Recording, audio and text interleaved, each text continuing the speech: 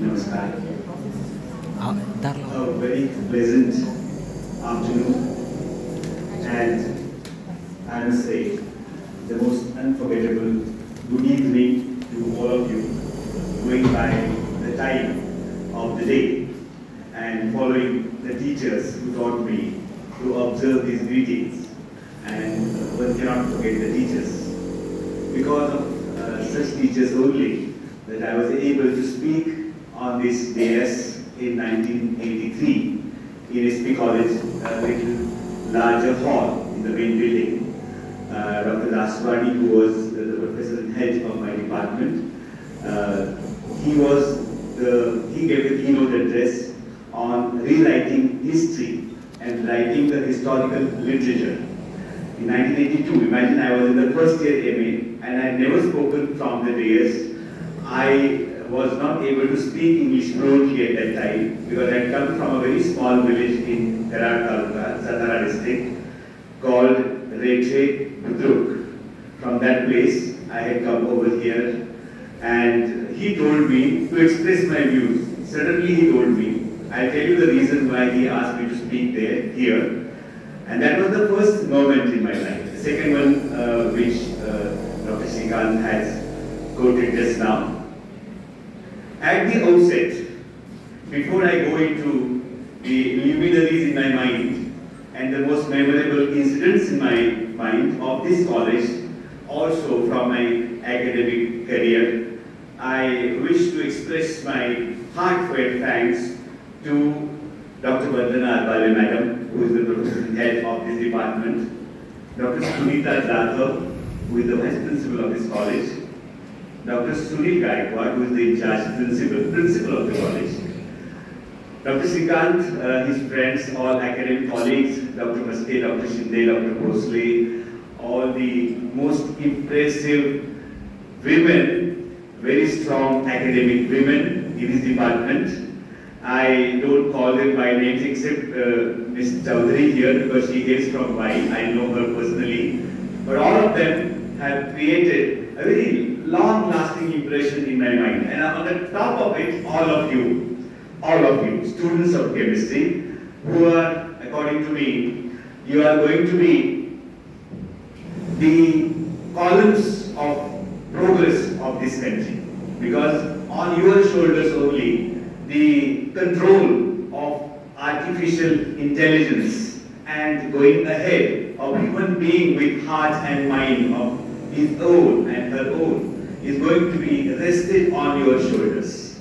You must take this responsibility on your shoulders. We must control this advancement of technology, attack of technology on human beings. Only chemistry people can do it very strongly. ह्या कॉलेजमध्ये ज्या लोकांनी पूर्वी शिकवलेलं आहे, सरांनी ज्या परंपरेचा उल्लेख केला, सरांनी खूपच उत्कृष्ट परिचय माझा करून दिला. माझ्या ह्या छोट्याशा आजपर्यंतच्या फारसं इव्हेंटफुल नसलेल्या आणि खूपच साधं, माझ्यामध्ये साधं जीवन मी जो जगलेलो आहे, त्याचं इतकं सुंदर, इतकं भावस्पर्शी, इतकं काव्यमय आणि इतकं तन्मय होऊन माझ्या व्यक्तिमत्वाशी जे काही त्यांना तेवढं मिळालं तेवढं वाचून करणारी पहिली व्यक्ती माझ्या जीवनातली सर आहे. आणि कसे ते आहे त्याचं कारण असं आहे, ज्ञानेश्वरांनी ज्या श्रोत्यांचं महत्व सांगितलेलं आहे त्यानुसार त्यांना आपल्यासारखे श्रोते आहेत म्हणून ते सर तसे आहेत. कारण कुठल्याही व्यक्तीमधला तो गुण तेव्हाच टिकून राहू शकतो ज्यावेळेला त्याचं इम्प्लिमेंटेशन, त्याचं ऍप्लिकेशन करण्यासारखं काहीतरी असावं लागतं. त्याच्यामुळे तुम्ही तसे आहात आणि सर तसे आहेत म्हणून आपण सगळे तसे आहात, त्यांचे मित्र तसे आहेत आणि ते स्वतः चांगले आहेत म्हणून त्यांना मी चांगला वाटतो म्हणून ते बोलले. त्याच्यातलं तुम्ही काहीही घेऊ नका, एवढंच घ्या. मी आता जे बोलतोय इथं तुमच्यापर्यंत आलेलो आहे याच्या पाठीमागे माझ्या वडिलांचे आशीर्वाद. माझे वडील एक शिक्षक होते, हिंदी आणि इंग्रजी शिकवायला एका छोट्याशा शाळेत होते, त्याच ज्या गावाचा मी उल्लेख केला. त्यांची इच्छा होती मी काहीतरी व्हावं आयुष्यामध्ये, तर मी पुण्याला यावं अशी काही त्यांची इच्छा नव्हती. अर्थातच कराडच्या अलीकडे मी कधीही यावं असं त्यांना कधीही वाटलं नव्हतं. त्यांनी मला कधीही सोडलं नसतं. पण मी त्या बाबतीत त्यांचं ऐकलं नाही, कधी कोणाचं ऐकायचं नाही, हे पण मित्र ठरवावं लागतं, लक्षात घ्या. अगदी प्रिय व्यक्तीचं सुद्धा एखादी गोष्ट आपल्याला आपण ऐकली नाही तर त्याच व्यक्तीचं खरं हित त्याच्यामध्ये असते, हे नंतर सिद्ध झालं. कारण मी इथे आलो आणि मग त्यांना पुणे विद्यापीठाचं वातावरण त्यांनी पाहिलं, हे कॉलेज पाहिलं, ह्या कॉलेजच्या प्राचार्याच्या केबिन मध्ये त्यांना जायला मिळालं, कारण B.N. कुलकर्णी सर होते, माझे सर होते ते, आणि त्यांना पण माझं कौतुक होतं, कारण ते हातकणंगले नावाच्या गावातून आलेले होते, इथं प्राचार्य झालेले होते, राजाराम कॉलेजचे विद्यार्थी होते ते, की त्या राजाराम कॉलेजमध्ये त्यांना अरमांदो मेनेझिस नावाच्या एका अतिशय विद्वान व्यक्तीने शिकवलेलं होतं, ज्यांनी स्वतः ऑक्सफर्डमध्ये PhD केलेली होती. आणि त्या कुलकर्णी सरांच्यामुळे तुझे वडील आले तर त्यांना घेऊन ये म्हणाले ते, कारण ते व्हिजिटिंग फॅकल्टी होते पुणे विद्यापीठामध्ये. आता कल्पना करा तुम्ही, आता तुमचं जग हे बघताय, अकॅडमिक जग सध्याचं कसं आहे, तो काळ कसा होता बघा. ह्या कॉलेजचे ते प्राचार्य होते. आज जशी अवस्था आहे की आपल्या सरांना माझ्या व्याख्यानाचा काही भाग अटेंड करता येईल, जेवढं शक्य होईल तेवढं मी इंटरॅक्ट करू शकेन, त्यांना जावं लागेल. हीच परिस्थिती त्याही वेळेला होती. प्राचार्य म्हणून प्रचंड काम ह्या कॉलेजच्या प्राचार्यांना पहिल्यापासूनच आहे. त्यामुळे त्या सरांनी तेवढ्यातून वेळ काढून ते 1 तास सेमी पार्ट 1 आणि 1 तास सेमी पार्ट 2 असं ते आठवड्यातून एकदा यायचे, 2 तास तिथे शिकवायचे. तर ते इथं ह्या कॉलेजचे, आता सरांनी माझा जिथे फोटो काढला तिथे रिक्षात बसायचे, आमच्या डिपार्टमेंटला यायचे, रिक्षातून उतरायचे, मस्त सहीला त्या रिक्षाच्या दारात जाऊन तिथे सही करायचे ते, आणि आम्हाला शिकून लगेच निघून यायचे. आणि मला ऍडमिशन मिळालं वगैरे पाहिल्यानंतर त्याला खूप आनंद झाला होता. म्हणाले होते कोणी कोणीकडे येत नाही एमएला, लोकांचं पुण्याविषयी जसं असावं तसंच मत आहे. आणि त्यामुळे म्हटले तू एवढ्या दूर कशासाठी आलास, म्हटले मी आलो पूर्वीच्या काळी, माझं एक बरं झालं, म्हटले मी प्राचार्य झालो, पण तू खरोखर इथं थांबणार आहेस का? तर म्हटलं मी काहीही झालं तरी प्राध्यापक होणार आहे आणि मी ते केल्याशिवाय इथून मी परत जाणार नाही. आणि म्हणून त्यामुळे त्या कुलकर्णी सरांच्यामुळे माझे बाबा तिथे भेटले त्यांना. तर ते सर होते, कुलकर्णी सर शिकवायला होते. मी तुम्हाला मुख्य उल्लेख ज्यांचा करू इच्छितो ते म्हणजे श्रीम माटे नावाचे लेखक इथे मराठी शिकवायला होते. श्रीम माटे की ज्यांचं माणुसकीच्या गहीवर नावाचं पुस्तक मी BA भाग 2 ला असताना शिकलेलो होतो. त्या माणुसकीच्या गहीवर मध्ये एक कथा आहे, एक कलेक्टर असतात आणि कथेचं नाव आहे, थोडंसं असं मागं पुढं आणि पसरट झालं तर चालेल ना भाषण? Is it okay if I speak in Marathi and English both? If some people are here जिनको हिंदी अगर कोई चाहता है यहाँ हिंदी में बात करो, हिंदी में भी बात कर सकता हूँ, लेकिन it is better to speak in English and Marathi. Hindi speakers I am available on phone. I can narrate the whole lecture on phone later on. तर माटे सर इथे शिकवायला होते आणि ते कन्ने घेऊन वस्तीमध्ये बाहेर पुण्याच्या जाऊन शिकवायचे, मराठी शिकवायचे. फार मोठा माणूस होता तो. तर त्या राम भरोसे पुन्हा धन्याच्या दारात नावाची गोष्ट शिकलो होतो मी BA भाग 2 ला त्यांची. आणि नंतर मला कळलं ते प्राचार्य वगैरे होते ते. तर त्या गोष्टीमध्ये तो खूप सेवा करतो त्या कलेक्टर साहेबांची. सांगलीला कलेक्टर असतात ते. आणि त्यांचं जर ते थकतात ते बोलावतात एकदा त्यांना सांगतात की राम भरोसे आपण खूप थकलात, आता आपल्या गावी जा. आणि आवाज बरोबर येतं शेवटी. माझं सगळ्यात प्रिय कोण असतील तर लास्ट बेंचवर बसलेले लोक, संपूर्ण प्राध्यापकीमध्ये माझा आवडता वर्ग म्हणजे हा. त्याच्यानंतर खिडकीच्या कडेला, आता खिडक्या बंद आहेत म्हणा, पण जिथे जिथं कुठे हे करायची संधी असते, म्हणजे डिस्ट्रॅक्ट होण्याची संधी असते, अशा ठिकाणी बसून सुद्धा एवढं लेक्चर जे लोक ऐकतात ते खरे महानच असतात. कारण एवढ्या सगळ्या मोहात बळी पडण्याची शक्यता ही जशी आपण मागे जाऊ तशी ती वाढत असते. आणि मागे बसलेले लोक त्यामुळं खरं सॅक्रिफाईस मोठं त्यांचं आहे. त्यांना सहज बऱ्याच गोष्टी करता येण्यासारख्या असतात, कार्टून्स काढता येतात. मी बोलतोय त्याची माझी नंतर शेजारी मित्राला सांगता येते, काय सांगते शक्य आहे का, आणि कोण असं प्राध्यापक होतो वगैरे काहीतरी असेल कनेक्शन, असं कानात शेजारी बोलण्याची संधी तिकडे आहे. इथं नाही ना, इथं अगदी सिन्सिअरली माझ्या डोळे करून बघावं लागतं. मी तर म्हणणार काय बसून तुम्ही असं करताय असं म्हण. त्याच्यामुळे ती काही शक्यता नाही ना पाठीमागे. आणि चेहरा असा गंभीर ठेवला जरा, आणि आपण बोलतोय ते फक्त शरीरात इथेच ऐकून गेला सगळं कौशल्य पाठीमाग शक्य आहे. तर ते सॉरी माझ्या त्या गोष्टी म्हणतोय ते जातात ते त्यांना सांगतात की तुम्ही आता जा घरी, तुम्ही थांबू नका. आता त्याच्यावर प्रचंड कर्ज साठलेलं असतं, तो युपीतून आलेला असतो तो भैया, आणि शेतावर कर्ज असतं. तुला असं कसं काय इतकं कष्ट घेतलं, इतकी सेवा यांची केली आहे, मला जा म्हणून सांगतात. आणि काही नाही जास्त पैसे वगैरे काही द्यायला तयार नाही. तेवढं तर तुम्ही जा, तुमचा शेवटचा पगार दिवाळीकडून घ्या आणि जा. थोडक्यात सांगायचं की ते तो जातो राम भरोसे. ट्रेन मधून जाताना सांगलीतून त्या गाडीच्या लोकांना तो म्हणतो एवढी सेवा मी प्रभू रामचंद्राची केली असती तर मला स्वर्गात जाता आलं असतं.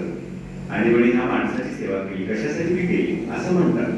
आणि जातात आणि तिथं उतरतात स्टेशनवर युपी मध्ये, आणि तिथं सगळे हार वगैरे घेऊन त्यांना लोक भेटायला आलेले असतात. त्यांना काही कळत नाही असं कसं काय पागल हो गए लोग आप कि हार लेके आए हो, मैं तो हार के आया हुआ महाराष्ट्र से, कुछ मिला नहीं मुझे वहां. त्यांना नाही आपको पता नहीं, आप घर चलो. म्हणजे घरी घेऊन जातात त्यांना, घरी जातात तर तुम्हाला आश्चर्य वाटेल त्या काळात ट्रेनपेक्षा फास्टर अँबॅसेडरने ते कलेक्टर तिथून त्याच्या गावी गेलेले असतात. ट्रेनमध्ये का त्या दिवशी 3 दिवस प्रवासाला लागत असत त्या गावी ट्रेनने जाऊन त्याची सगळी देणी फेडतात, त्याला बी बियाणाला मुलाच्या हातात पैसे देतात आणि सांगतात की आता त्यांना इकडे सोडू नका, ते खूप थकलेले करून ते परत आलेले असतात. हे त्याला तिथे गेल्यावर कळतं. काही दिवसच राहतो तिथे तो, त्याला काही जीव त्याचा रमत नाही, परत येतात ते आणि पुन्हा राम भरोसे पुन्हा त्यांच्या दारात येताना ट्रेनमध्ये म्हणतात की सगळेच श्रीमंत सारखे नसतात, भांगेत सुद्धा तुळस उगवते. विचार करा, साधारणपणे तुमच्या वयाचा असताना मी हे जेव्हा वाचलं होतं शेवंतीचा खराटा किंवा त्याचं सगळं साहित्य ते इथं मराठी शिकवायला होते मागे सर. स्वरूपबद्ध दांडेकरांसारखा माणूस इथे प्रिन्सिपॉल होते, ते ज्ञानेश्वरीचे सगळ्यात मोठे प्रवचनकार, सगळ्यात मोठे इंटरप्रिटर कल्पना करा. त्यांनी केलेलं विवेचन हे अजूनही आज ताब्याचं अकॅडमिकली सगळ्यात साऊंड मानलं जातं. साखरे महाराजांची वगैरे प्रत जरी असली तरी दांडेकरांची ज्ञानेश्वरी माझे बाबा वाचत होते म्हणून मी इथे उभा आहे. त्याच्यामुळं ह्या कॉलेजचं हे फार मोठं ऋण माझ्यावर आहे. माझ्या मैत्रिणी पण अर्थात ह्या कॉलेजच्या होत्या, कारण त्याच मराठीत बोलत होत्या. बाकीच्या सर्व्हिसच्या गाड्याच्या मुली ह्या इंग्लिशमध्ये बोलत होत्या. त्याच्यामुळे इथल्या ज्या मैत्रिणी होत्या त्या मला बऱ्या वाटायच्या, सराशी पेटीतल्या होत्या. आणि त्या म्हणायचे की बरं करेल, बरं रे तुझं इंग्रजी इतकं सुखाने तू अभ्यास कधी करतो. आमचे पेपर इथे असायचे ना, एमएच्या परीक्षा इथं व्हायच्या. आणि मी एकदा रोजच आपल्याला वाचत दररोज बसलेलं असल्यामुळं जयकर लायब्ररीमध्ये 8-8 तास तिथंच बसायचं. त्या काळात 12-1 पर्यंत लायब्ररी सुरू असायची. रात्री लेट नाईटला पुस्तक घेऊन जायचं, पुन्हा सकाळी 7ला लायब्ररी उघडलेली असायची. असे आम्ही तिथं पडीक असायचो. आणि त्या अभ्यासामुळे काय व्हायचं की एमएच्या पेपरच्या काही टेन्शन नसायचं, जायचं आणि पेपर आला की सुरू, पहिली पुरवठी आपली आणि इथं परीक्षा आमची व्हायची. त्यावेळेला त्या मैत्रिणींच्या म्हणतो हा अभ्यास कधी करतोस आणि तू कसं काय वगैरे वगैरे. पण एक चांगलं होतं असं की पहिल्यांदा सदाशिव पेठे घरी बोलावून आजचा चहा मला प्यायला मिळाला, तो एसपीच्याच मैत्रिणींच्यावर मिळाला.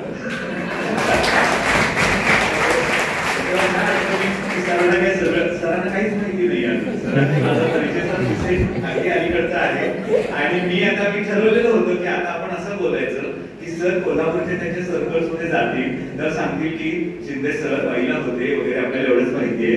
पण शिंदे सर अजून बरंच काही आहेत, म्हणजे बऱ्याच गोष्टी त्यांना माहिती आहे. तर हे रेफरन्स आवश्यक होते. कावळे सर इथं फिलॉसॉफीला होते, त्यांचा मुलगा माझा मित्र होता.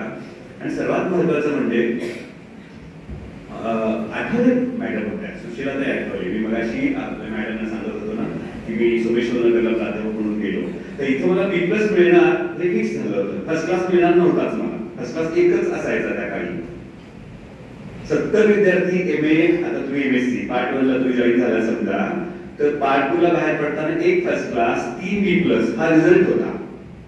आणि कधीही प्राध्यापकांना मेमो याच्यावर मिळाला नाही, मार्क्स एवढे कमी का दिले, एवढ्या मुलांना नापास का केलं म्हणून. म्हणजे पुणे विद्यापीठाचं सेंटर, फर्ग्युसनला पण सेंटर नव्हतं, वाडियालाही नव्हतं, कुठेच नव्हतं. त्यावेळेला डिपार्टमेंटला फक्त MA होता, सॉरी फर्ग्युसनला होतं.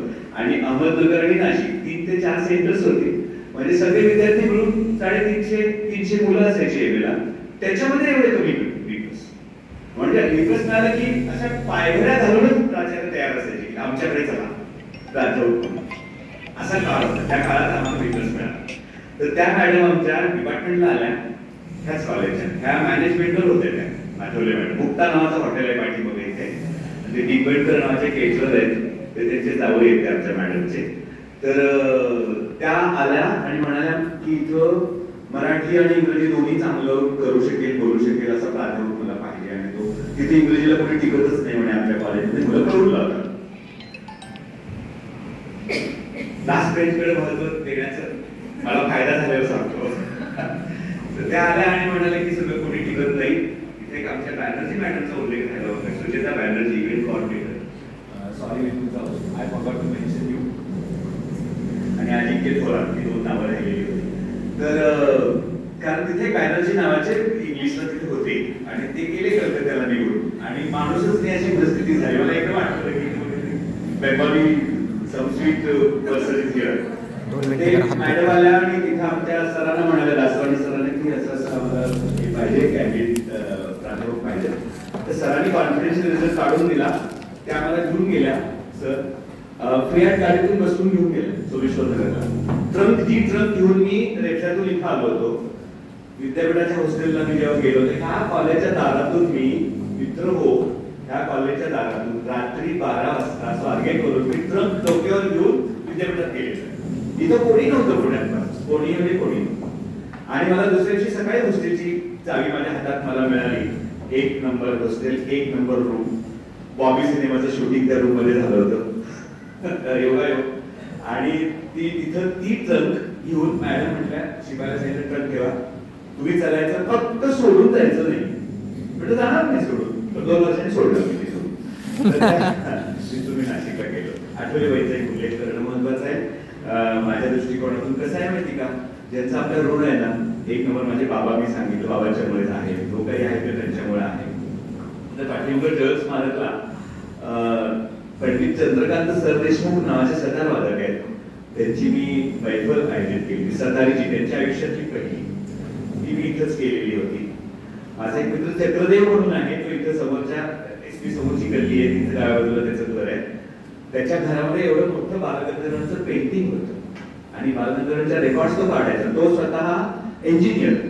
आता सर म्हटले तसं हा सिलसिला माझ्या जुन्या काळापासून आहे. म्हणजे माझ्या आर्ट्सच्या मित्रांच्या पेक्षा सायन्सकडचे, टेक्नॉलॉजीतले मित्र माझे जास्त. तो म्हणायचा की तू चल घरी ये, रेकॉर्ड काढू, रेकॉर्ड ऐकू. मग आता हे सोबत भावायचं तुम्हाला मानाप्रमाण आता तुम्ही पाहताय, त्यावेळेला ते फक्त LP रेकॉर्डवरच होतं. आणि खाडीलकरांच्या त्या नाटकातली पदं दीनानाथांची आणि बालगंधर्वांचीच ऐकावी लागायची. आणि त्याला कंपनी म्हणून तो मला घेऊन यायचा. विचार करा, मित्र माझा चक्रदेव. केमिस्ट्रीचं आणि आमचं नातं साहित्याचं सर तुम्हाला हे मी बऱ्याच अजून गप्पा माध्यमात सांगेल. म्हटलं महत्वाचं मला मुलांच्या समोर बरोबर तुमच्याशी शेअर करायचं आहे. फ्रान्सिस बेकन नावाचा एक एसेइस्ट होता इंग्लिशमध्ये. One who started the essay. Actually essay as a form, इथं कुठे एसे लिहिलेलं बघा, एसे writing. Essay as a form was started by Francis Bacon. He was the first essayist and he was a pharmacologist. ते pharmacologist होते, केमिस्ट्रीचे होते. आणि Greek संस्कृतीचा एकूण जो प्रभाव होता त्यांच्यावर इतका होता की हे सगळं ते लॅब मध्ये काम करायचे. लॅब मध्ये कंटाळा आल्यानंतर काय करायचं म्हणून निबंध लिहायचे. तो निबंध म्हणजे त्यांनी लिहिलेले प्रसिद्ध निबंध म्हणजे फॉर एक्झाम्पल डेथ वरचं त्यांचं वाक्य फेमस आहे, men fear death as children fear darkness. लोकांना मृत्यूची भीती वाटते जशी लहान मुलांना अंधाराची भीती वाटते, अशी त्यांची प्रसिद्ध वाक्य आहेत बेकन. तर बेकन हा केमिस्ट्रीचा माणूस म्हणून कमी माहीत झाला आणि तो पुढे नंतर एसेस म्हणून लोकांना माहीत झाला. डॉक्टर फाउस्टस तुम्हाला माहिती आहे की ज्यांनी लोखंडाचं मेटलर्जी मधला पहिला माणूस की ज्यांनी लोखंडाचं सोनं करायचा प्रयत्न केला आणि काही प्रमाणात यशस्वी झाला असं म्हणतात, मला काही माहिती नाही. पण फाउस्टसची गोष्ट जर्मनीतून इंग्लंडमध्ये गेली आणि इंग्लंडमध्ये क्रिस्टोफर मार्लोनं डॉक्टर फाउस्टस नावाचं नाटक लिहिलं आणि नाटक त्यांनी लिहिल्यानंतर ते नाटक इंग्लंडमधून पुन्हा जर्मनीत गेलं आणि फाउस्ट नावाचं महाकाव्य लिहिलं गैटे नावाच्या कवीनं. आणि ज्या गैटेनं कालिदासाला डोक्यावर घेतलं. म्हणून भारतीय लोक आजही म्हणतात की जर्मनीपेक्षा आम्ही श्रेष्ठ आहोत. का तर तिथला महाकवी हा आमच्या महाकवीला जास्त श्रेष्ठ समजत होता, कारण शाकुंतल घेऊन तो डोक्यावर नाचलेला होता. लक्षात घ्या. तर शकुंतला ही इतकी श्रेष्ठ आहे, पहिली हिरोईन भारतातली शकुंतला. तर डॉक्टर फाउस्टसचं हे तुम्हाला महत्वाचं मला सांगायचं होतं. शाकुंतलचा रेफरन्स जेव्हा येतो आणि हे जे घडलं म्हणजे जर्मनीतून इंग्लंडमध्ये, इंग्लंडमधून पुन्हा जर्मनीमध्ये. ह्याला आपण साहित्यामध्ये पोस्ट मॉडर्निझम म्हणतो. जे तुम्ही सतत वाचत असताना पाहिलं असेल, what is post modernism. Post modernism is the transportation of cultural matter from one place, one geographical location to another geographical location, and by some reason the same thing comes back to its own place. त्याला आपण म्हणतो post मॉडर्निझम. लक्षात ठेवा. म्हणजे मी त्या काळचा सगळा उल्लेख केला, त्याच्यानंतर मी आज SSP मध्ये बोलतोय, हा सुद्धा पोस्ट मॉडर्निझम आहे. हा अनुभव आपण घेतोय, हा पोस्ट मॉडर्निझमचा आहे. आपल्या इथे समोर एक पाहिलं असेल तुम्ही, दीपक पेटी व्हरायटी सेंटर म्हणून आहे बघा इथे समोर, आपल्या कॉलेजच्या गेटच्या समोर उजव्या बाजूला. पूर्वी दीपक म्युझिक सेंटर होतं, ते फार फेमस, आणि I think the man is still there. त्यांचं आडनाव जाधव आहे. ते पूर्वी रेकॉर्ड वरून कॅसेट्स करून द्यायचे.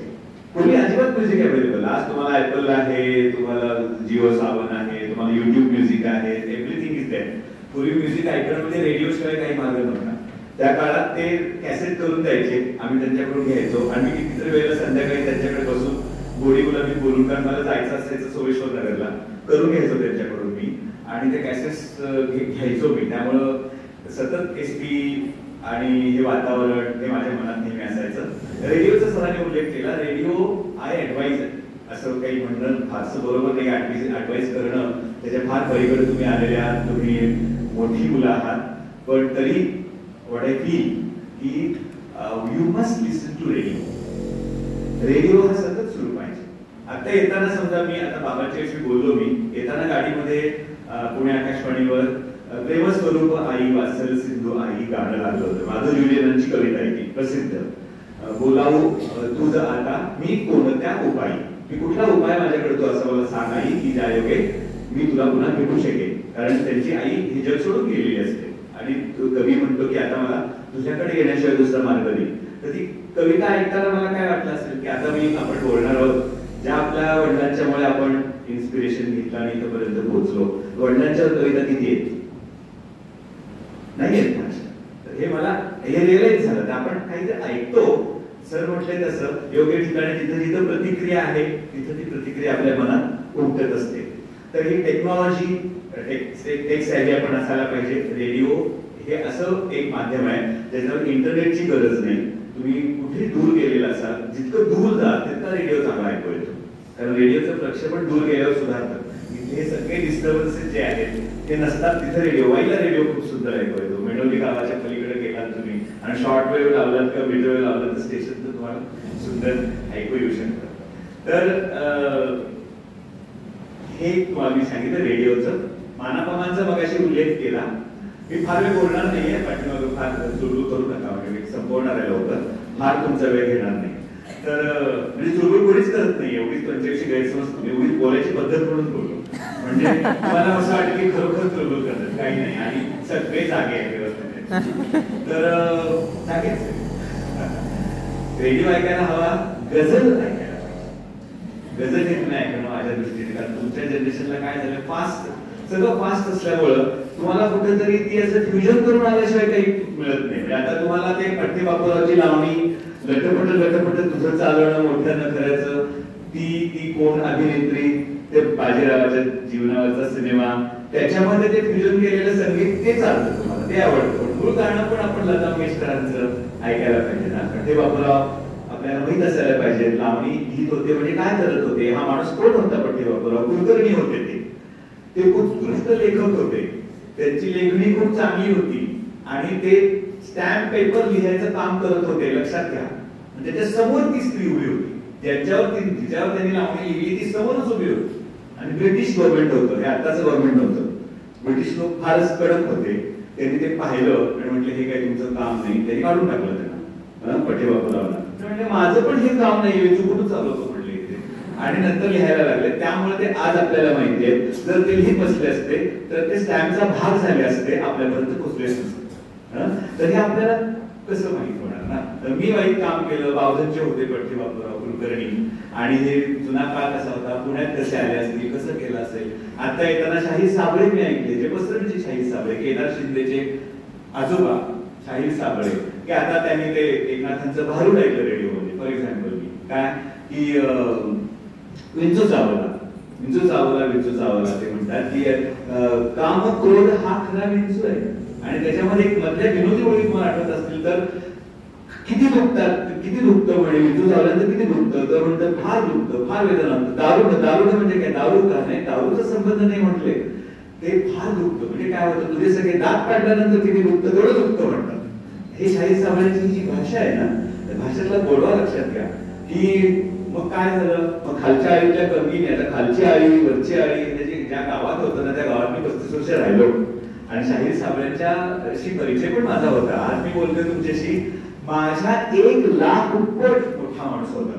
मला आठवतंय की त्यांना बोलावलं होतं कॉलेजमध्ये सत्कार होता त्यांचा त्या ठिकाणी 3,500 ते 4,000 विद्यार्थी होते. महिना होता मे आणि अचानक प्रचंड पाऊस आला.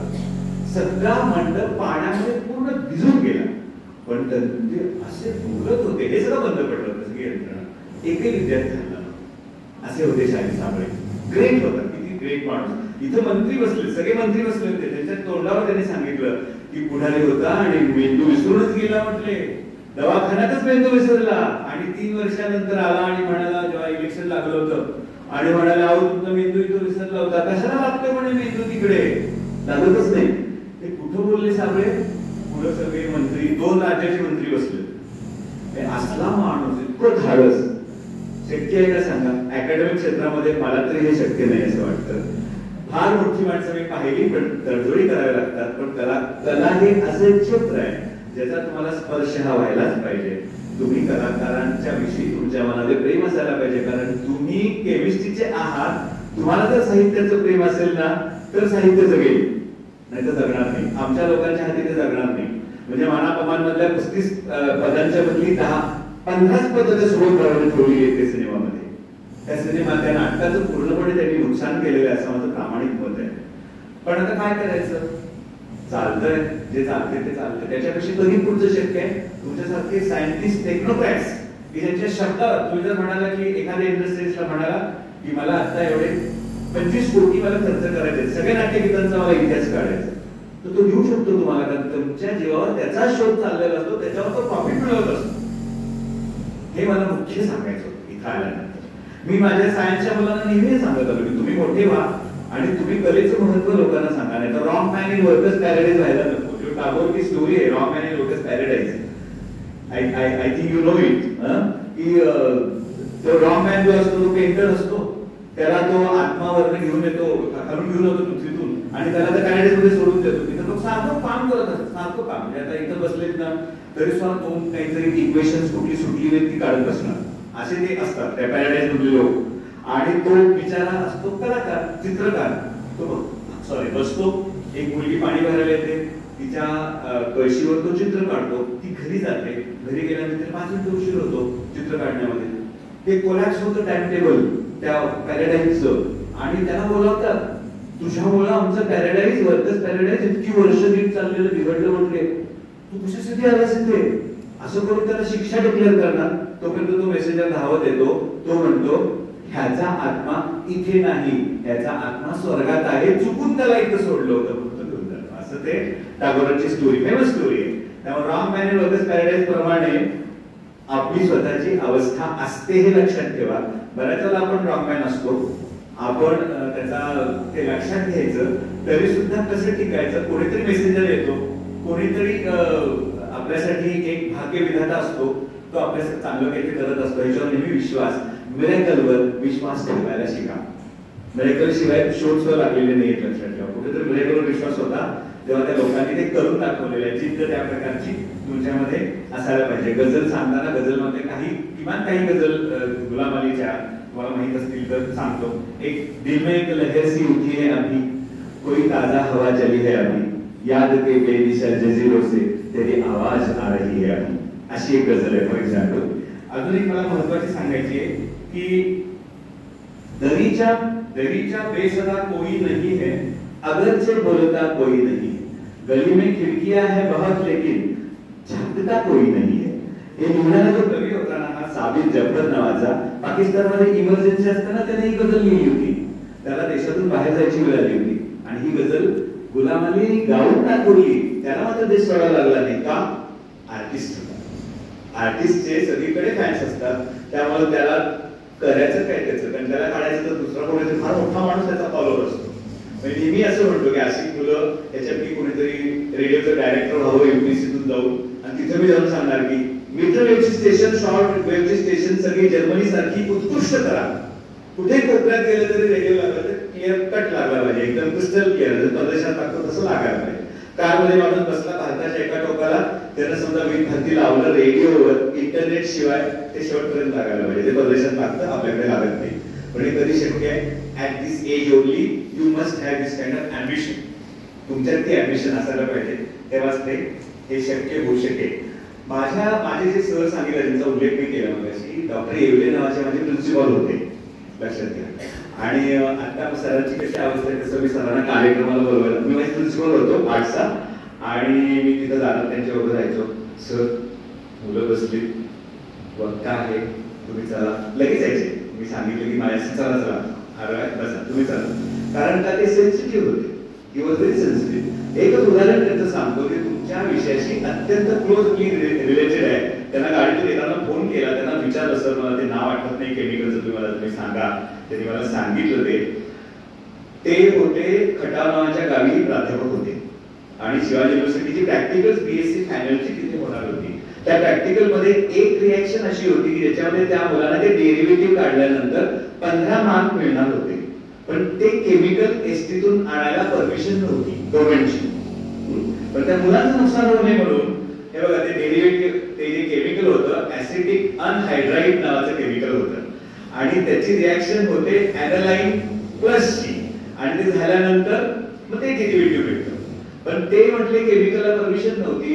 इतकी सिन्सिअर होता माणूस, तो ते घेऊन गेला आणि कंडक्टरला कोणाला कळू दिलं नाही, एसटीवर असं ठेवलं, नेलं. त्या सगळ्या मुलांना मार्क्स मिळाले चांगले, लक्षात घ्या. आणि पुढचं सांगावं की माहित नाही, पण त्यांनी आता मगाशी सांगितलं, बिचारे रिटायर होऊन पण त्यांना आता माझ्यापेक्षा जास्त वर्ष झाली. तर मला असं सांगणं भाग आहे की त्यांना त्याचा सुद्धा त्यांच्या कॉलेजने मेमो दिला की आम्ही तुमचं विद्यापीठाला नाव कळवू, ज्याचं ज्या केमिकलला म्हणे परमिशन नाही एसटी मध्ये, तुम्ही आणलंच कशासाठी? एवढ्या मुलांचा फायदा करून मी आणलं. मुलांचा फायदा नाही म्हणणे हे चुकीचं आहे असं. आणि नंतर ते मोठे प्राचार्य झाले, आमच्याकडे फारच नामांकित झाले, प्रचंड प्रगती आमच्या कॉलेजची त्यांनी केली. त्यांना आता किती बरं वाटलं असेल कल्पना करा बरं. ते म्हणजे सर तुम्ही म्हटलं मी मेन्शन करणार, तर माझ्या आयुष्यात मला कुठं, we don't know the next moment. Please remember this की we don't know the next moment. Life is so impermanent. आयुष्य हे इतके इम्परमनंट आहे, इतकं बेभरोशाचं आहे की आपल्याला पुढचा क्षण माहित नाही. त्यामुळे ह्या क्षणामध्ये सगळ्यात चांगलं जेवढं आहे तेवढं करूनच पुढच्या क्षणात जायचं हे लक्षात ठेवा. This moment is the moment which we must live. सरांनी जे सांगितलं मगाशी, मी आता फेसबुक आणि व्हॉट्सअपवर हायटस घेतलेलं. हायटस म्हणजे HIATUS. हायटसचा अर्थ काही काळ दूर राहणं. आमच्या एका मैत्रिणीच्या भाषेमध्ये उपास, माझा उपास सुरू असतो त्या प्रकारचा, की ज्याच्यामध्ये फारसं त्याच्यात शिरायचं नाही. कारण सगळा मीडियाचा अभ्यास करून करून करून मी आता या मताचा हात झालेला आहे. लोक मिसयूज खूप करतायत, लोक प्रतिक्रिया योग्य देत नाही, आणि त्याचा आपल्या डोक्याला त्रास होतो. त्याच्यापेक्षा आपण सध्या शांत ब्लॉग फक्त न चुकता ब्लॉग लिहितो. आज सकाळचा सुद्धा विषय, दररोज एक विषय असतो, आन्सर प्रॉम्प्ट म्हणून आहे, प्रश्न असतो त्याचं उत्तर लिहायचं असतं. आणि त्याच्यात मी आतापर्यंत 465 ब्लॉग्स लिहिलेले आहेत, 465 ब्लॉग्स.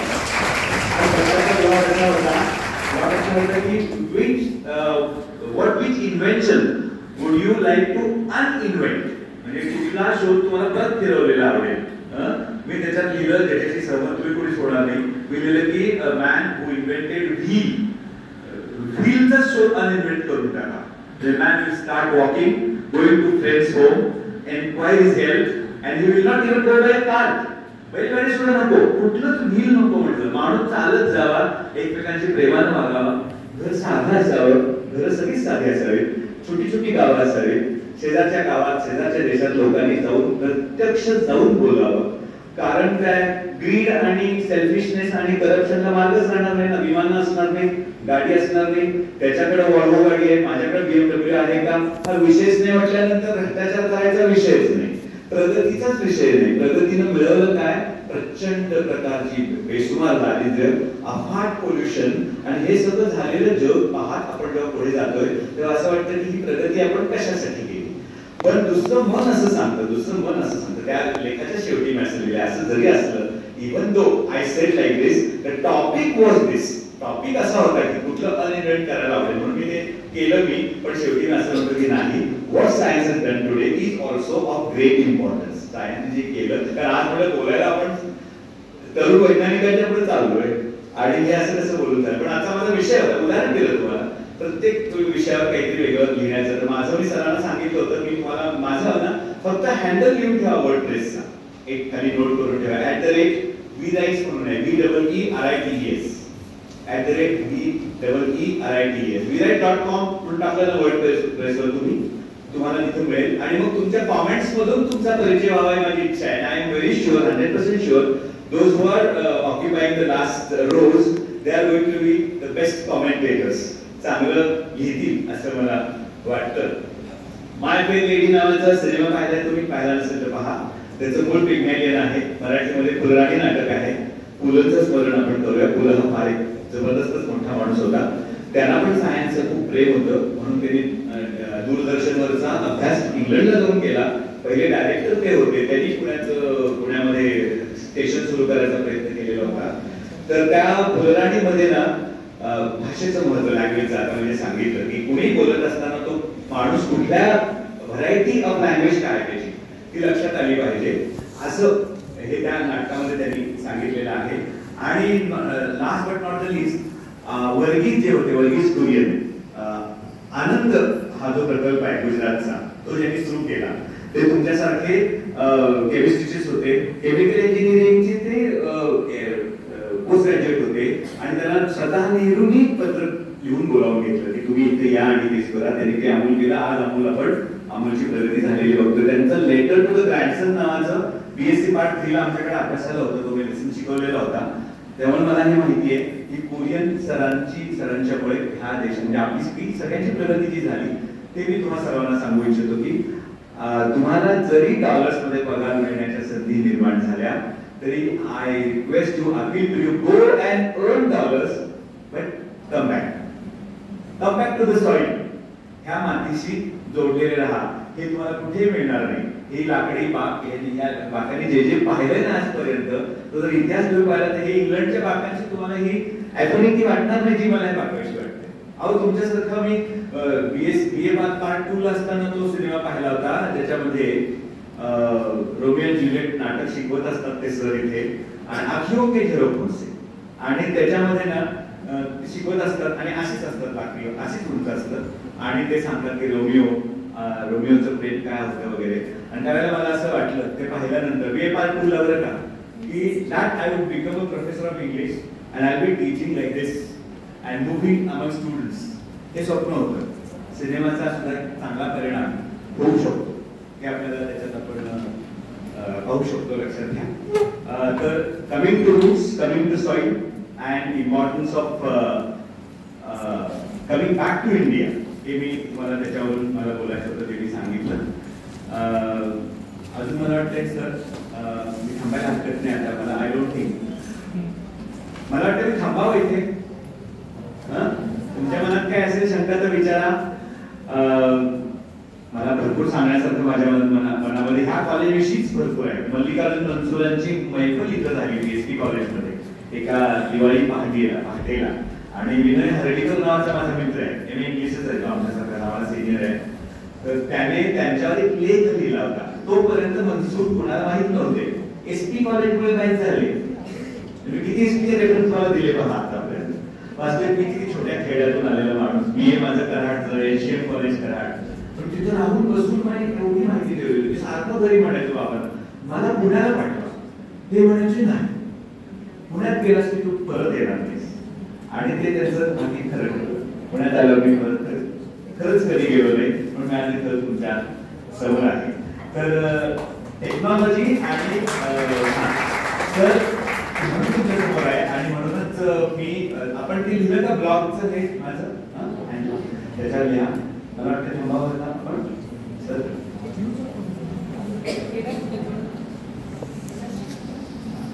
प्रॉब्लेम असा आहे की हे पहा, we try to put your foot in his shoes, the shoes of the teachers. The principal should be here, I should be speaking at that moment. Only then we can call this program as complete. कसं आहे, आपली संस्कृती लक्षात घ्या. आपण ज्येष्ठ आणि महत्त्वाच्या लोकांना रिस्पेक्ट करणारे लोक आहोत. We are not Americans. Where things is done. झालं की झालं.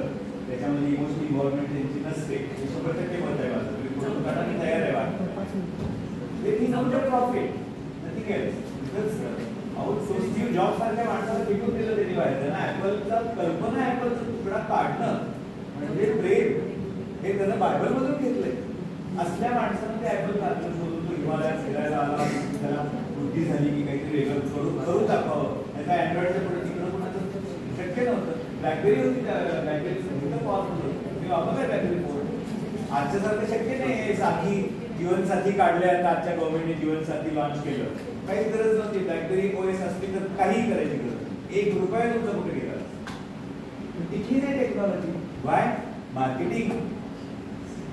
आज अशी एवढी सुंदर ऐकणारी मुलं लक्ष देऊन हे काय फार ठिकाणी राहिलेलं नाही. आता मी प्राध्यापक होतो म्हणून सांगतो, मुलं एवढी सिन्सिअर ऐकणारी मिळणं हे भाग्यच आहे. माझ्या सगळ्या ह्या मॅडम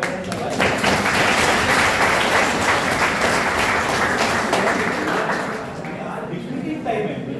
काय माहिती का, काळाचा पराभव. की 20 वर्षांपूर्वी कसं एक होतं जग, कॉलेजेस कशी होती, विद्यार्थी कसे होते. मी असं म्हणेन की 18 मी त्याच्या अगोदरची माझे विद्यार्थी होते. त्याच्याही अगोदर जे मला तुम्ही आज मिळवून दिलं, म्हणजे ज्या मला मॅडम घेऊन गेल्या सोमेश्वर मी मला म्हणालो 300 विद्यार्थी होते वर्गात. 300 विद्यार्थी वळून जायचे, इंग्लिशचे लोक म्हणतात ना तुम्हाला. असं फिरून मी त्यांना शिकवलं. कुठला बर्टन रसेलचा धडा इथं पुण्यात लोक धडा टाकायचे अभ्यासाला. खेड्यात तिथं काय रसेल, काय लोकांना काय करणार. आणि एवढा अवघड शिकवताना मी इतकं व्यवस्थित करून त्या सांगितलं. आणि ती खेड्यातली मुलं म्हणजे अशी की हरभरा सकाळी वेचायला मुलं गेली तर त्यांच्या इकडं रक्त आलेलं असेल. सकाळी 7ला मुलं वर्गात हजर असेल. ती कष्ट करणारी मुलं पण गुण होते. इंग्रजी त्यांना शत्रू वाटायचं. त्यांना 100% निकाल नापास असेल. असे 100% पास केलं. 2 वर्षात 100% पास करून आणि नंतर ते परीक्षा होते. त्या त्या घटनेचं उदाहरण रेकॉर्डिंग संपलं ऐकलं. त्या घटनेची आज स्मरण मला करायचं का, मला हा व्हिडिओ माझ्या चॅनलवर टाकणार आहे मी. कारण मला तो प्रसंग आणि आजचा प्रसंग, त्याही वेळेला माझी काही तयारी नव्हती. वर्गात जाताना मला मॅडम घेऊन गेल्या, डायरेक्ट वर्गात घेऊन गेल्या. तुम्ही शिकवा आणि तुमचा ऑर्डर मी लगेच आल्या हातात देते आणि शिकवलं मी. आणि त्याच्यानंतरचा आजचा प्रसंग आहे म्हणजे 22 जुलै 1984 ते आज 18 जानेवारी 2025 हा माझ्या जीवनातला एक टप्पा आहे. 84 ज्यावेळेला Gandhi was assassinated and in the same year BBC वरती बातमी मी ऐकली. कशी रेडिओचं सांगत होतं ना, असा फिलिप शॉट वगैरे होता माझ्याकडे. सतत गेलो घरात की BBC लावलेलं असेल. तिथं मी पहिल्यांदा बातमी ऐकली. एवढ्या खेड्याची बातमी पसरवली होती. इंदिरा गांधी वॉज असॅसिनेटेड. असॅसिनेटेड शब्दाच्या अर्थापासून सुरुवात होती लोकांनी सांगितलं. विनोदी मला गोष्टी करायची पहिल्यापासून भाषेशी खेळायची सवय. मला एक छोटासा मायनर ऍक्सिडेंट झाला होता. SD गाडी होती माझ्याकडे, स्पीड झाली. जावा आता सध्या जावा आलेली ती पडली आणि मला लागलं. मी गेलो नाही दुसऱ्या दिवशी कॉलेजला. दुसऱ्या दिवशी मला म्हणजे का आला नाही असं बरोबर नाही. You should see the permission of your principal first. You must submit the link. मी उत्तर दिलं होतं की madam accidents occur accidentally, nothing occurs accidentally. It was an accident, it occurred accidentally. Therefore I could not pass.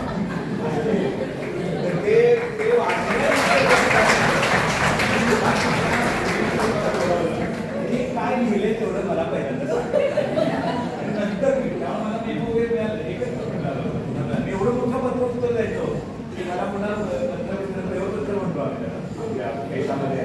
प्रयोगपत्र म्हणजे काय नाही की तुम्ही हे केलं होतं त्याच्या विषयी जमा झालेलं नाही. आपण अतिशय बारीक गरीब त्याच्याकडून एवढ्या सरांची माझी मैत्री खूप चांगली झाली आणि म्हणून मी ते उदाहरण दिलं. ते मला सर ते मला म्हणाले की तुम्ही खरंच सांगणार आहे. अहो का सांगणार नाही. अहो म्हणजे थोडं वाटणार आहे असं म्हणू नका म्हणलं सर. ती सुद्धा मुलं आहेत, सेन्सिटिव्ह आहेत मुलं. SP कॉलेजची मुलं साताऱ्यापेक्षा सेन्सिटिव्ह आहेत. ऐकतील मुलं बरं लावून दे. आणि मला बिफोर आय लीव पण येणारच आहे. 45 लेटर वर्ड आहे, 45 अक्षरांचा शब्द इंग्लिश मध्ये. सांगतोय काय मी सांगतो, उच्चार करतो, लक्षात घ्या. तुम्ही पण करायचं माझ्या पाठोपाठ लगेच. ऍग्री? केमिस्ट्री मधला आहे, म्हणजे सायंटिफिक टर्म आहे, माझ्याकडचं नाही आहे, साहित्याचं नाही आहे. करणार का? करणार तू? Pneumono ultra microscopic silico volcano coniosis. Out of 100 out of 100. Pneumono म्हणजे related to lungs, ultra microscope silico म्हणजे silica, volcano eruption, coniosis disease.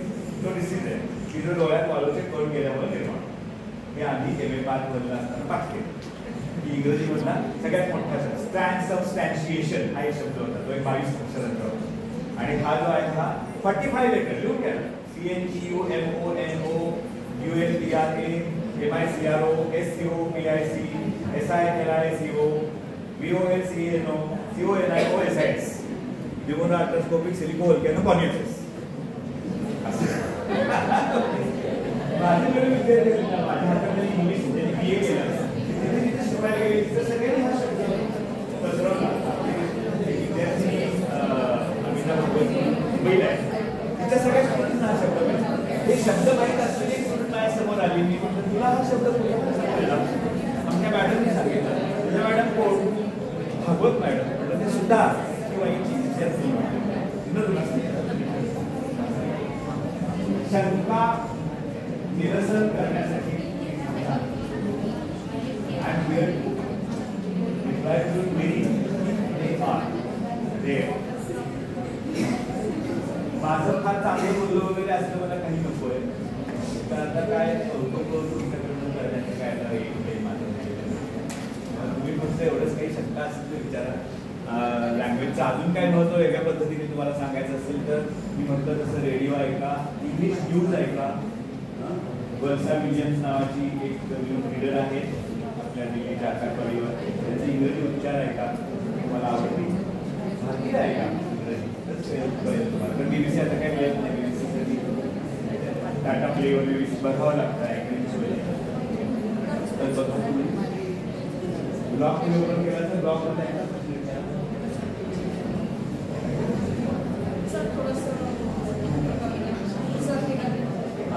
आलं का? Any question, queries? You said life is so unpredictable. Yes. But is it really so unpredictable? It is Really so unpredictable. So what do you think? Is it really unpredictable or what? It is really unpredictable. I don't think. Yes, sir. Yes, sir. Yes, sir. Because I never knew that you are going to ask me a question.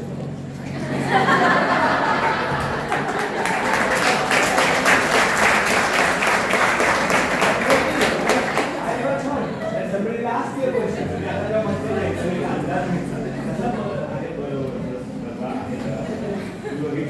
काही गोष्टी विचारायच्या दिसत नाही. आता लगेच संपेल कसं, कारण फसलं बाहेर कधी जाऊ ह्या मूडमध्ये आहे. तुम्ही अंदाज सरांनी विचारला, life is unpredictable. But if that is true, then how come we progress? How come? We progress. It is it's a game. No.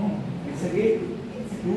When you try to make a progress, like I spoke about my own personal life.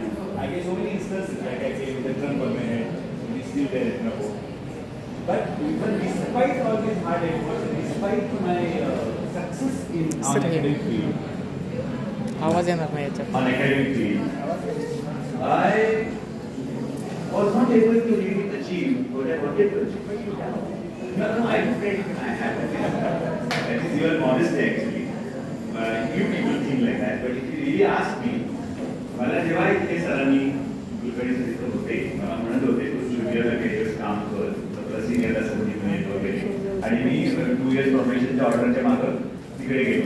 कदाचित मी पुढे सोडलं नसतं तर आज मला ही जी मुलं आहेत पुण्यातली ही मला पहिल्यापासून करायचं दिसत. आणि ते आयुष्य फार वेगळं असतं, फार वेगळं.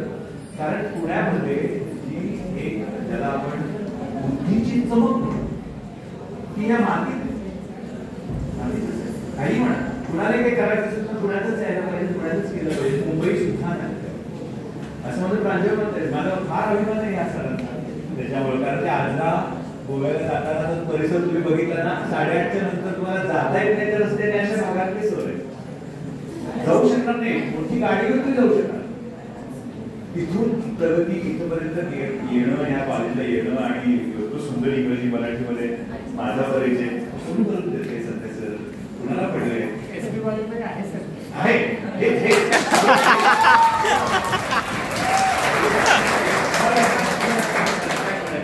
कुठं प्रेडिक्टेबिलिटी आहे आणि कुठे अनप्रेडिक्टेबल आहे, त्याच्यावर आपण सहमती करू. कारण आपण जे म्हणतो की आमचा हा जो फ्रेंच वॉल्टर काय म्हणाला की वी अग्री टू डिसएग्री. आपण काही गोष्टी नाही होत सहमत, आपण असं ठरवतो की वी अग्री टू डिसएग्री, की आपण डिसएग्री होण्यावर सहमत. असं झालं की भांडण कोणाशीच होत नाही. लक्षात ठेवा, जगात कोणाशी तुमचं भांडण आणून देतो. मी काय म्हणायचं की ठीक आहे तू काय म्हणतोस बाबा, तुला काय मुंबईला नोकरीला जायचंय, मी इथं राहायचं, बरं ठीक आहे. माझं मत आहे तू जायचं नाहीस मुंबईला, तू पुण्यातच जायचं. मग तुझं काय म्हणते तिकडेच जायचं. पण असं आपण मी ते मला पण ते बरोबर त्या मुद्द्यावर येणार आहे की मला इथं येऊन छानपैकी आता इतक्या वर्षानंतर दासवाणी सर मला त्यावेळेला म्हणाले होते की तुम्ही जर सिनेमे पाहिले नाही, तुम्ही हॉटेलला गेला नाही, तुम्ही if you don't succumb to material pleasures असं म्हणायचे सर, भौतिक सुखांच्या मागे तुम्ही धावला नाही विद्यार्थी म्हणून असताना आणि माझा ऐकलं अभ्यास केला तर तुम्ही रिटायर कधी होणार नाही. तुम्ही रिटायर झाला तर लोक तुम्हाला बोलावून घेऊन येतील आणि प्राध्यापक म्हणून तुम्हाला महत्व मिळेल, ते कुठल्या इतर क्षेत्रामध्ये नाही असं त्यांचं म्हणणं होतं त्यावेळेला. ते तर खरं ठरलं, ते खरं ठरलं. आज मला 18ला रिटायर झाल्यानंतर सरांनी मला तिथे बोलावलं. मला एवढा छान उत्कृष्ट इतका प्रतिसाद देणारा चेहऱ्यातून त्यांच्या ओसंडून वाहते मी काय बोलतोय ते कळतंय का, अशी हुशार मुलं मला मिळाली. मला कुठे माहिती होतं असं होणार. हा मात्र त्यावेळेस तुम्हाला मी ते म्हणालो की त्याच वेळेला जर निर्णय घेतला असता, suppose I would taken decision at that time, the whole thing would have been different. But it is to some extent you can, beyond that you can. त्याच्या मागं त्याच्या पलीकडे आईन्स्टाईन सुद्धा मला वाटतं सदाशिव पेठेतच असतो. मला बऱ्याच वेळा असं वाटतं की माणसं आहेत त्या उंचीची माणसं आसपास असतात आणि तुम्ही त्यांच्याशी माझा एक पुतण्या देवधर तने देवधर नावाचा माझा माझ्या मित्राचा मुलगा आहे. सरांना मी सांगितलं होतं त्याला बायोटेक करायचं होतं, त्याला गरवारीला मिळालं. त्याला तिथे वसंत उत्सवात तो अडकल्यामुळे इथं आलेलं नाही तर माझ्या येणार होता तो. तर मला आता कल्पना करा 82ला मी आलो, मला क्लासिकलचं ओरिएंटेशन इथल्या ग्रुपमुळे पुण्यातल्या मिळालं. आता की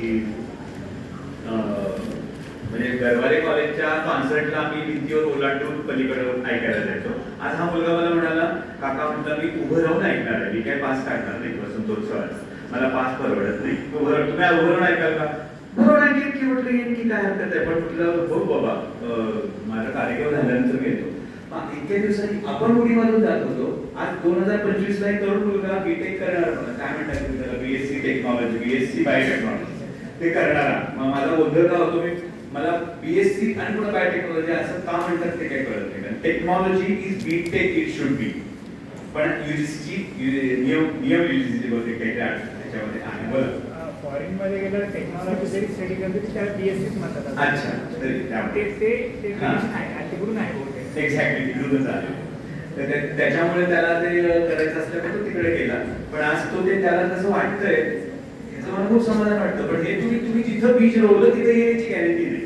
म्हणजे जिथं मला मोठी कोणात हवं होतं, माझ्या विद्यार्थ्यांच्या मध्ये हवं होतं, तिथं नाही मिळालं. मला पुण्यात येऊन रिटायर होऊन 4 वर्ष गेली तेव्हा मला ते ऑडियन्स मिळाला, त्या प्रकारचं वातावरण मिळालं जे मी मिस करत होतो इतकी वर्ष. 100% satisfied. Satisfied for my students. Students are satisfied. पण करिअर वाईज तुम्ही म्हणाल तर करिअर मोठ्या शहरात आल्याशिवाय शक्य नाही. खेड्यात जाणं हे जे रम्य विचार माझे होते ना त्यावेळेचे ते चुकीचे होते. ते माझ्या सरांचं ऐकण्यामुळे माझं स्वतःचं ते नुकसान करतो. माझे सर मला म्हणाले की everywhere the sky is blue you should go to a small place, who will go there असं म्हटले. तुमच्यासारखं सेन्सिटिव्ह होतं ना तेव्हा. आता पण काय फार शाळा असं नाही, पण त्यावेळेला फारच बोलतो होतो. मला म्हणाले की तू जा रे, कोण जाणार आहे, बिझनेस झालेलं तिकडे कोण जाणार, तूच जाशील, तूच करशील. त्या भावनेत मी अडकलो. आणि मी गेलो, आणि जर गेलो नसतो तर सर म्हणतात तसं इथं राहून, पण इथं राहून आपल्याला टायर परदेशातल्या संस्थांशी फार लवकर या गोष्टी कळत होत्या. मला नेट पहिल्यांदा आलं तेव्हा काशी 20 न चालणारं BSNLचं नेट मी वाईमध्ये घेतलेलं होतं, ते टेलिफोनला जोडायचं, ते दिवसातून 4दा तुटायचं. अशा अवस्थेत सुद्धा माझ्या मुलीच्या इंजिनिअरिंगच्या ऍडमिशनला मी त्या काळात माझ्याकडे PC वगैरे सगळं अपडेट करून लिस्ट काढून रेफरन्स काढून सिस्टमॅटिक तुला जे हवं होतं ते कॉलेज मिळवून दिलं. तेवढं तिथं राहून मी अपडेट ठेवलं स्वतःला. पण अपडेटेड लोकांच्या मध्ये राहणं आणि नसलेल्या लोकांच्यात राहून स्वतः हे राहण्याच्या फार स्पीडचा फार फरक पडतो. आणि such students is a marvellous. If you really wish, बरं का सर, इट्स माय ऑफर, मला तुम्ही जर ह्या लोकांना भेटण्याची संधी वारंवार दिली तर मी येईल. 25-25चा ग्रुप करा. ग्रुप मल्टीकल्चरल, जेंडर फ्री असावा, म्हणजे त्याच्यामध्ये रिजनल सुद्धा काही डिफरन्स असू नये. म्हणजे महाराष्ट्राच्या सगळ्या, देशाच्या सगळ्या भागातली मुलं मुली आणि सगळ्या लँग्वेजेस कल्चरली बोलणारे असेल असं प्रत्येक 25चा ग्रुप करा. मी जे सर म्हटले ना, मी त्या कोणते नारायण मूर्तींचं काय ते इन्फोसिसला मी तिथं ट्रेनिंग घेतलेलं आहे ना, हे सॉफ्ट स्किल्स, तर ते मला सॉरी तुमच्याकडे शेअर करायला आवडेल. माझ्याकडे आहे सगळं सांगेल. आणि मला आता काय once in a blue moon प्रमाणे कधीतरी एखाद्या संडेला असा संडेला तयारी दाखवली गेली येण्याची, तर मग कसं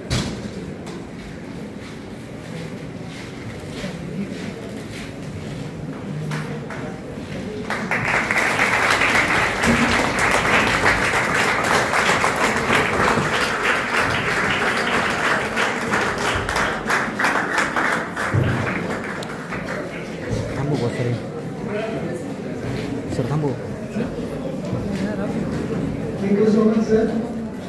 I welcome all the dignitaries to the dais.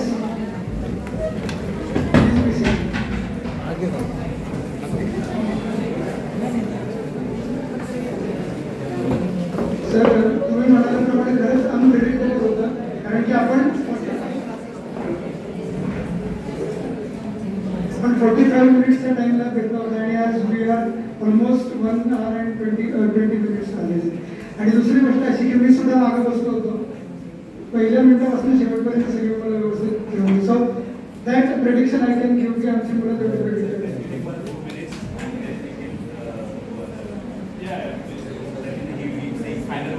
Yes, yes.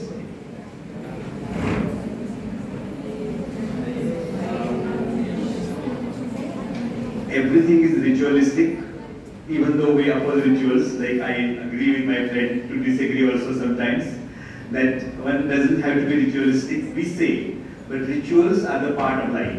So the way we must continue the lecture, the way we should end it, everything is a ritual. We must observe it. Like we observe old rituals, even small things in life also should have some ritualistic feeling. प्रत्येक गोष्टीला एक विधी जसे आपण पार पाडतो त्याचं महत्व, त्याचं रिलेव्हन्स, त्याची हाईट ही असायला पाहिजे. मी जेव्हा बोललो तुमच्यासमोर तेव्हा माननीय प्राचार्य सर आणि म्हणजे त्यांच्या समोर की हे माझं भाषण सुरू आहे आणि त्याच्यानंतर मग आपण थांबलोय.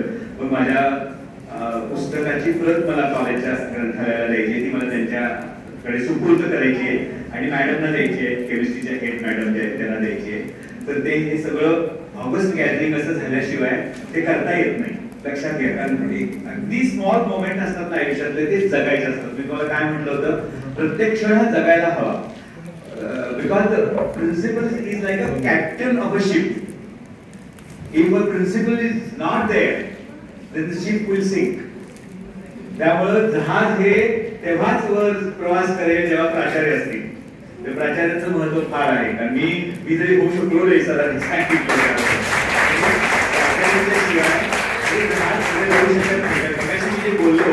मगाशी मी जे बोललो तुम्हाला मी रेलेव्हन्स सांगतो त्याचा.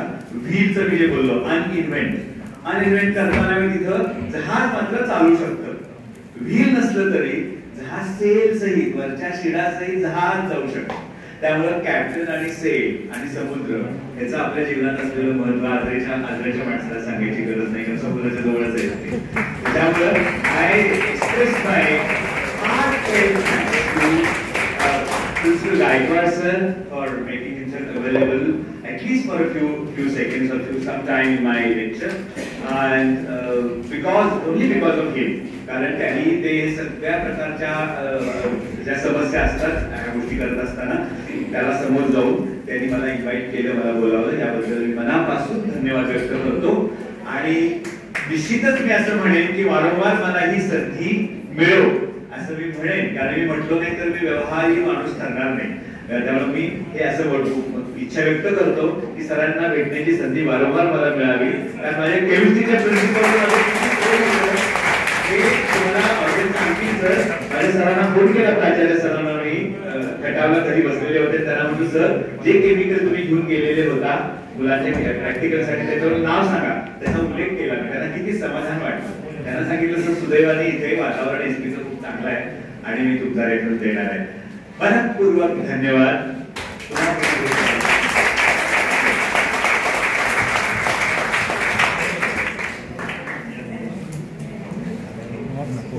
Thank you so much, sir.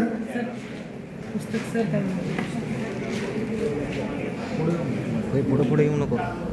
सरांच्या सूचनेनुसार सरांनी लिहिलेल्या पुस्तकाची जी कॉपी आहे तर ती सर प्रिन्सिपल सरांना आणि आर्गोळे मॅडमला प्रदान करतात.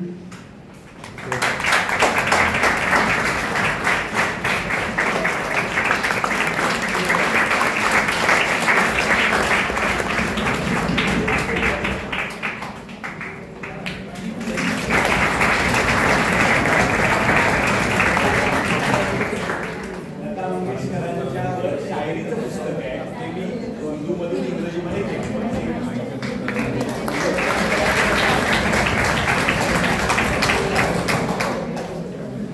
This is the only book on Lata Mangeshkar in English, in poetic form.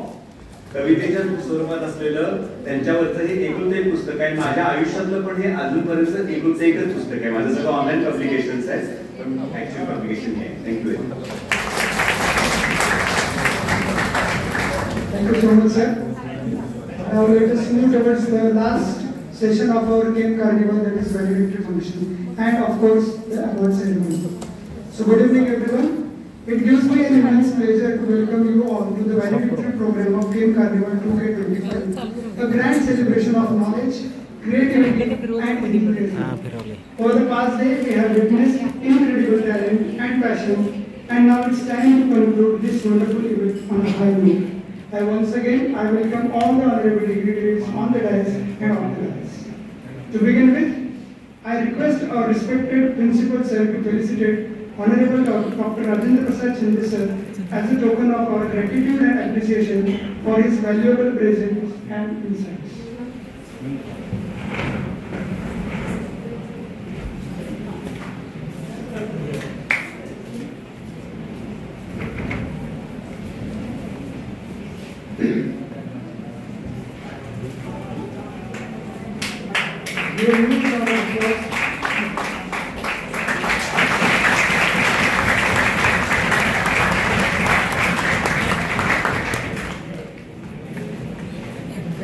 Thank you so much, sir. Next, I also request our principal sir to felicitate. I request all of you to maintain silence. Next, I also request our principal sir to felicitate Honorable Dr. Rajeshri Rathod for her commendable efforts in conducting the Personality Development Lecture Series under RUSA 2.0 held from 27 December 2024 to 16 January 2025.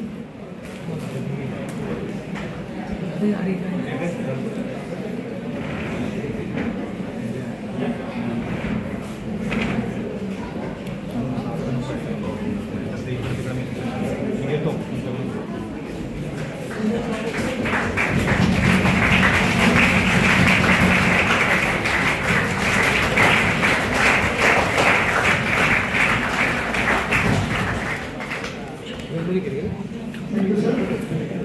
Now I request our HOD Dr. Argole Madam to felicitate the principal.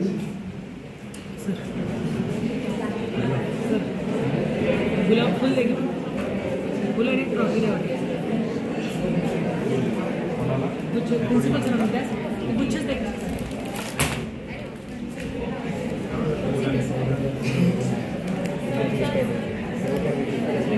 दिलता ती काढला त्यांनी बाहेर जाऊन त्याचा झालं तिकडे बाहेर.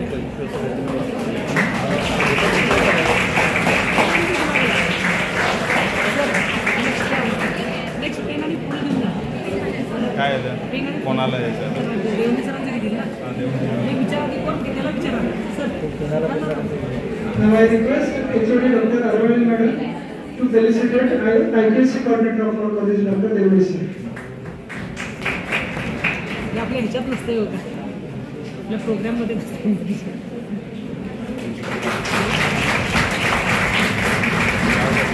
आपले घरचे पाहुणे आहेत म्हणून त्यांना गेस्टला मोठे फुल देतात बरोबर. Next, two special felicitations. I request